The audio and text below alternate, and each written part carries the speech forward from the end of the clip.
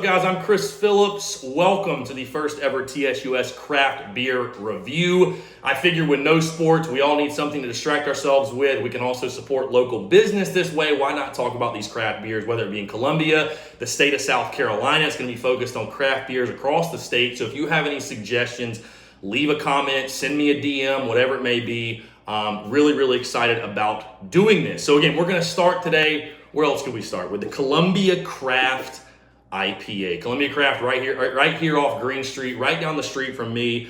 One of my favorite breweries for obvious reasons. The Columbia Craft IPA, 6.2%, their signature IPA. This is how we're going to grade it. So we're going to grade these beers off of can design, the name, the flavor, and then give an overall grade. We're going to do an A through F grading scale. So let's jump right into it.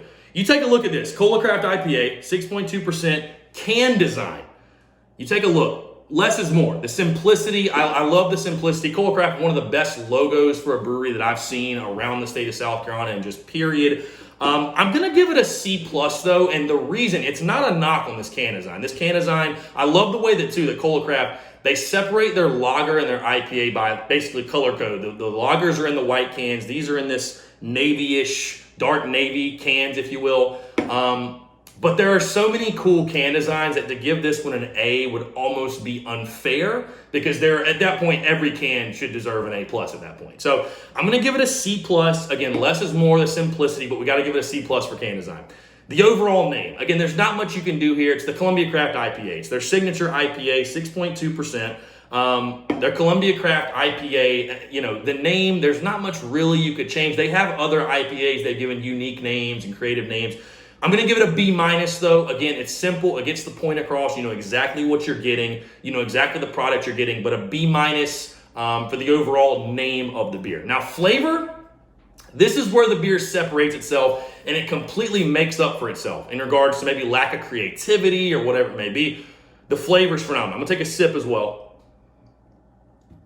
And I figured if I'm going to spend myself in quarantine, I might as well drink some beer, right? No, flavor's an A though. Really satisfying beer, really rich flavors in this. This is one of the best IPAs that I've ever had. Like I've mentioned, it's 6.2%, so it's not one of these crazy high percentage beers where you drink 2 or 3 and you're about to hit the floor. You can really enjoy it any occasion, any time. I have it out by the pool, in my place, watching a game, whatever. And the taste, the overall taste of this beer, again, one of the best IPAs that I have ever had. Really good stuff.